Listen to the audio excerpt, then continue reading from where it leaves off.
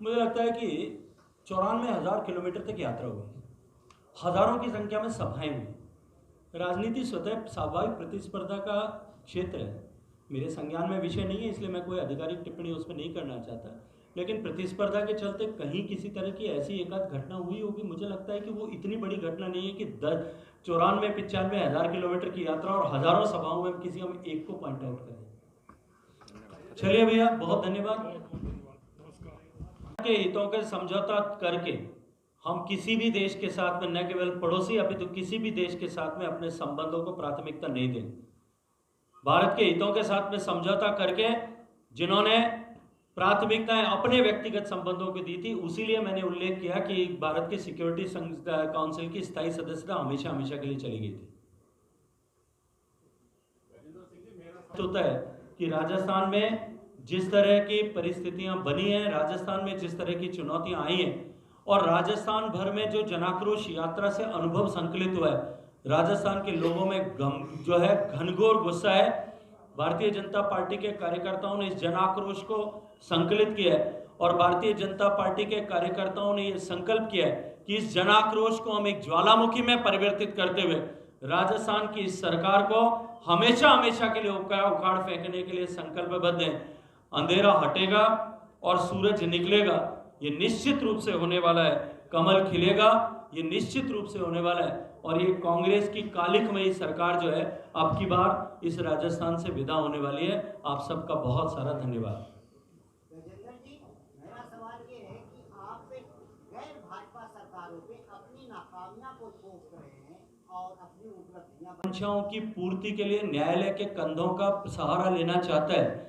किसी भी कानून के तहत ये परमिशन नहीं दी जा सकती है, अनकोट। ये फैसला उसके 3 दिन बाद में आया। कुछ एक आध मीडिया के मित्रों ने, मैं धन्यवाद दूंगा कि उन्होंने सत्य को उद्घाटित करने का भी काम किया था, लेकिन उसके बाद में 1 साल तक राजस्थान सरकार सख्ते में रही। न्यायालय के इस आदेश के बाद में भी माननीय मुख्यमंत्री जी ने और मुख्यमंत्री जी के सिपह सालारों ने पब्लिक मंच पर खड़े होकर के भी और मीडिया से बात करते हुए भी बार बार मेरा चरित्र हनन करने का फिर दुष्प्रयास किया कि मैं भाग रहा हूं, मैं पुलिस से डर रहा हूं। जबकि उस बीच में मैं 50 बार जयपुर में भी आया हूँगा, राजस्थान में भी आया हूँगा, लेकिन मैं भाग रहा हूं और मैं जो है आवाज का नमूना नहीं दे रहा हूं, जबकि कानून कोर्ट ने इनको स्वीकृति देने से मना कर दिया था। उसकी अपील 1 साल बाद में की गई, जिस पर अभी भी न्यायालय में फैसला नहीं हुआ है। इसलिए ये कहना, और जो दूसरी उसमें एफआईआर रजिस्टर हुई थी, मैं आपकी जानकारी के लिए बता देता हूं, जो दूसरी एफआईआर एसओजी ने रजिस्टर की थी, जिसको भी विड्रॉ कर लिया गया, वो उन्हीं की सरकार के एक मंत्री के विरुद्ध में थी। और एंटी करप्शन में जो दूसरी एफआईआर, उसी के पैरेलल 46 नंबर की एफआईआर जो रजिस्टर्ड है, जिस पर जांच हो रही है, उसमें जिस व्यक्ति के ऊपर चार्ज है, वो आज राजस्थान सरकार में सम्माननीय मंत्री के रूप में काम कर रहे हैं। जहां तक दूसरा विषय आपने संजीवनी का किया है, संजीवनी के विषय में पिछले 3 साल से एसओजी ने जांच की है, वो निरंतर जांच कर रहे हैं। जांच में चार्जशीट फाइल की है, चार्जशीट के बाद में सप्लीमेंट्री चार्जशीट फाइल की है। अब तक की जांच और दोनों चार्जशीट में कहीं भी किसी भी तरह से यदि मेरे विरुद्ध किसी तरह का चार्ज उल्लेखित हुआ हो तो पुलिस मुझे उसके अनुरूप, चार्ज के अनुरूप कार्रवाई करे, गिरफ्तार करे। वो इंतजार किस बात का कर रहे हैं? केवल और केवल व्यक्ति के चरित्र हनन करने के लिए, व्यक्ति के ऊपर कीचड़ उछालने के लिए, इस तरह की घटनाओं और इस तरह की चीजों का सहारा लेकर के ऐसे लोग जिनके मुंह से लेकर के कपड़े तक सब लोग भ्रष्टाचार की कालिख से काले हो चुके हैं, रंगे हुए हैं, वो शायद कहीं भी जो है अपनी मंशाओं को पूरा नहीं कर पाएंगे। आपको कुछ श्रवण यंत्र की आवश्यकता है। मैंने आपसे कहा कि भारत में जो ग्रोथ 16% थी, वो आज 56% हो गई है। 7.5 करोड़ महिलाओं के सिर से मटके का बोझ उठाने के अभिशाप को हमने समाप्त किया है। देश की सरकार ने 11 करोड़ शौचालय बना करके देश के 60 करोड़ लोगों को नित्य प्रतिदिन अपनी गरिमा के साथ समझौता करने से विमुक्त किया है। देश के 30 करोड़ से ज़्यादा माताओं बहनों को नित्य प्रतिदिन अपनी गरिमा के साथ समझौता करने के अभिशाप से मुक्त किया है। देश के 8 करोड़ माताओं बहनों के आंखों में से धुआं के कारण से निकलने वाले आंसुओं को पहुंचने का काम किया है। देश के 4 करोड़ से ज़्यादा घरों तक बिजली पहुंचाने का काम किया है। मुझे लगता है कि शायद ये सब आपको दिखाई नहीं देता, तभी आप ये कहते हैं। देश के करोड़ों लोगों को आयुष्मान भारत के माध्यम से जो है वो इलाज कराने की सुविधा प्रदान करने का काम किया है। देश के करोड़ों लोगों को जनऔषधि केंद्र के माध्यम से कम कीमत में दवा दिलाने का काम किया है। वो यदि सब आपको नजर नहीं आता तो मुझे लगता है कि आपकी दृष्टि में कहीं ना कहीं जो है वो कुछ किसी तरह के संकट है, उसको समाधान करने की आवश्यकता है। युद्ध के समय हजारों एकड़, हजारों हेक्टेयर, हजारों स्क्वायर किलोमीटर जमीन चाइना ने अनधिकृत रूप से कब्जा की। क्या वो भारत चीन के रिलेशंस का अध्ययन करते समय उन विषयों का अध्ययन किया गया था? नेहरू जी के व्यक्तिगत संबंधों को भारत के हितों पर प्राथमिकता देने के चलते जो भारत की स्थायी सदस्यता यूनाइटेड नेशंस की सिक्योरिटी काउंसिल में जो भारत को मिल चुकी थी, उसको नेहरू जी ने चाइना को गिफ्ट कर दिया।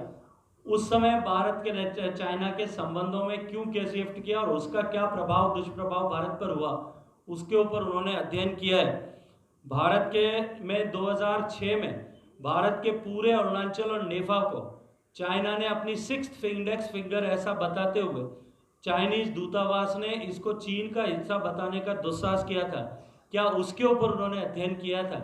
ऐसे सारे विषय जो देश के विरुद्ध में काम करने वाले विषय थे, उन विषयों पे कांग्रेस पार्टी को शायद आज जवाब देना पड़ता। इसलिए इस विषय को कांग्रेस पार्टी के लोगों ने हल्ला मचा करके आज संसद के कार्रवाई को बाधित करने का काम किया है। लेकिन मैं फिर जिम्मेदारी से साथ कह सकता हूं कि नरेंद्र मोदी जी की सरकार है। इस नरेंद्र मोदी जी की भारतीय जनता पार्टी की सरकार में कोई भी देश 1 इंच भी भारत की जमीन पर कभी कब्जा करने का दुस्साहस नहीं कर पाएगा।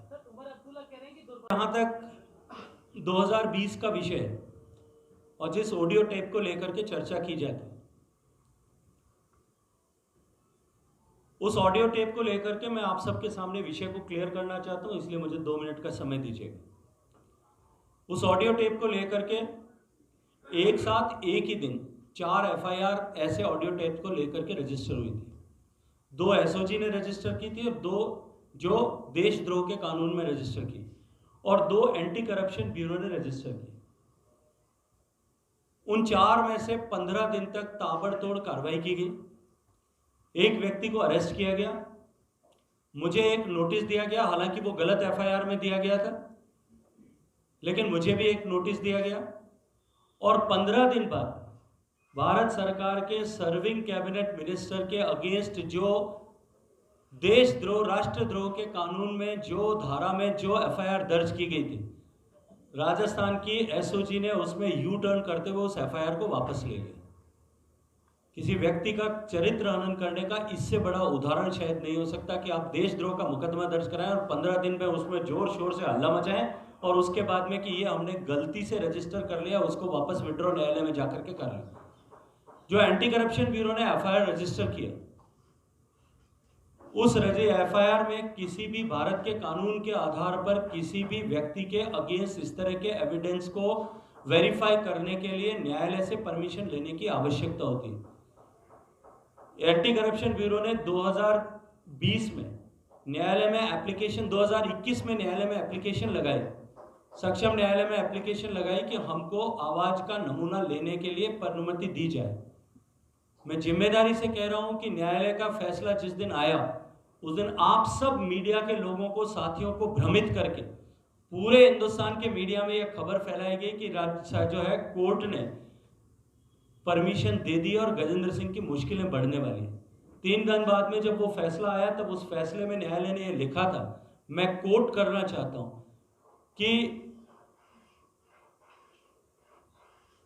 जो जांच करने वाला विभाग है, अभियोजन अपनी, कोट कर रहा हूं इन्वर्टेड कॉमास में लिखकर, क्योंकि मैं एक विषय आप सबके सामने रखना चाहता हूं। राहुल गांधी जी, उनका अधिकार है वो भारत जोड़ो यात्रा करें,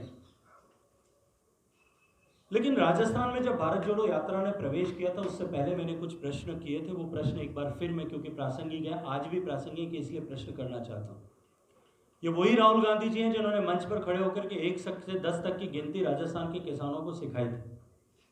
राजस्थान आने से पहले कम से कम अपनी सरकार से ये पूछ करके तो आते कि वो 10 दिन के फैसले को 4 साल बाद में भी उन्होंने लागू क्यों नहीं किया। राजस्थान के युवाओं को जो उन्होंने खुद अपने भाषण में वादा किया था, जन घोषणा पत्र में वादा किया गया था, उन घोषणाओं को, उस वादे को कितना पूरा किया, इसका हिसाब किताब करके आते हैं। राजस्थान की माताओं बहनों को सुरक्षा, सलामती और सुशासन का जो वादा किया था, उनका हिसाब किताब करके आते हैं। राजस्थान में भ्रष्टाचार मुक्त शासन देंगे। उस राजस्थान में आज हर 12-15 स्क्वायर किलोमीटर पर एक भ्रष्टाचारी रहता है, और उस भ्रष्टाचारी को संरक्षण देने के लिए, उसको शेल्टर देने के लिए सरकार उसके खिलाफ चालान और कार्याभियोजन की स्वीकृति प्रदान नहीं की करती, उसका हिसाब किताब करके आते हैं। मुझे लगता है कि इन सब का हिसाब किताब करके आते हैं, उन बेटियों का दर्द सुन करके आते हैं, जिनका दर्द जो है, जो अपना दर्द कलेक्टर को सुनाने गई थी और उन्होंने अपने पेरेंट्स को बुलाने की धमकी दे करके उनके टेलीफोन नंबर लिखे गए थे, उनका दर्द सुन करके आते। उन 27,000 महिलाओं का दर्द सुन करके आते, यहाँ आकर के उनके बारे में बात करते, उनके दर्द को समझने की कोशिश करते जिनके साथ में बलात्कार हुआ है। उन छोटी छोटी हजारों बच्चियों के दर्द को सुनने के लिए यहाँ आते कि जिनके साथ में दरिंदगी हुई है। उन सैकड़ों महिलाओं के साथ के दर्द को सुनने के लिए आते जिनके साथ में गैंगरेप हुआ है। तो शायद ये भारत जोड़ो यात्रा और राजस्थान की वर्तमान परिस्थिति के माध्यम से वो राजस्थान की वर्तमान परिस्थितियों से जुड़ पाते। सरकार के खर्चे पर जिस तरह से सरकार द्वारा उपलब्ध कराए गए संसाधनों के आधार पर जिस तरह यात्रा को सफल करने का एक ढोंग किया जा रहा है, राजस्थान की जनता उसको बहुत अच्छी तरह से देख और समझ रही है। और आज मैंने देखा है, मैं नहीं जानता उसकी ऑथेंटिसिटी कितनी है, लेकिन ट्विटर में एक वीडियो ट्रेंड कर रहा है कि जिस तरह से महिलाओं को इकट्ठा करके लाया गया, जो भरोसा दिला करके लाया गया और बाद में उनको वहीं उनके हाल पर छोड़ दिया गया, उन्होंने जिस तरह की टिप्पणियाँ की है उसका भी जवाब दे करके आते, तो मुझे शायद लगता है कि राजस्थान की जनता से वो बेहतर तरीके से जुड़ पाते। माननीय नरेंद्र मोदी जी के नेतृत्व में जो सरकार समाज के और जो ऐसा तबका, जो सामान्य तबका है, उसके जीवन में परिवर्तन लाने के लिए जो योजनाएं प्रारंभ की गई, चाहे वो आयुष्मान भारत की योजना हो या जिन योजनाओं की मैंने चर्चा आप सबके सामने की, उस सब योजनाओं में कहीं भी उनके इम्प्लीमेंटेशन में ये सरकार ठीक से काम नहीं कर पा रही। माननीय प्रधानमंत्री जी के नेतृत्व में जिस तरह से देश की सरकार ने काम किया है, आज उसके कारण से निश्चित रूप से करोड़ों लोग गरीबी की रेखा से बाहर निकल पाए। भारत के सामान्य मानवीय की जीवन में समृद्धि ला करके माननीय प्रधानमंत्री जी के नेतृत्व में विभिन्न योजनाओं के माध्यम से उनके जीवन को बेहतर बनाने में सफलता प्राप्त की है। कोरोना के आपदा के समय में भी जिस तरह से सरकार ने प्रोएक्टिवली काम किया, हालांकि राज्य की सरकार बार बार उसमें आलोचना कर रही थी, प्रश्न चिन्ह खड़े कर रही थी, राजनीति के आधार पर अपने स्टेटमेंट दे रही थी और अपने फेलियर को ही अपनी सफलता बता करके अपनी पीठ थपथपाने का काम कर रही थी। लेकिन आज माननीय प्रधानमंत्री जी के नेतृत्व में जिस तरह से काम हुआ, उसकी सफलता को पूरा विश्व स्वीकार करता है। भारत के कोरोना के प्रबंधन को, इंडिया मॉडल को पूरे विश्व ने स्वीकार किया है। भारत का जो कोविन प्लेटफॉर्म, मुझे स्मरण आता है अभी कुछ ही दिन पहले आदरणीय विदेश मंत्री जी ने एक घटना का जिक्र करते हुए कहा कि जब अमेरिका ने ओपन अप किया कोविड के बाद में, और जब वो अमेरिका गए, उनके पुत्र वहाँ रहते हैं, कि मैं जब अमेरिका में एक रेस्टोरेंट में गया जहाँ कंपलसरी था कि आपको अपना कोविड सर्टिफिकेट, वैक्सीनेशन सर्टिफिकेट जो है वो दिखाना था, और उन्होंने कहा कि जैसे ही वो वैक्सीनेशन सर्टिफिकेट दिखाने के लिए कहा गया, मैंने अपना मोबाइल खोला, कोविन ऐप से खोल करके जो सर्टिफिकेट मुझे मिला था वो सर्टिफिकेट मैंने दिखाया। वहीं उनके पुत्र जो अमेरिका में रहते हैं, उन्होंने अपने बटुए में निकाल करके एक मुड़ा हुआ कागज निकाल करके दिया।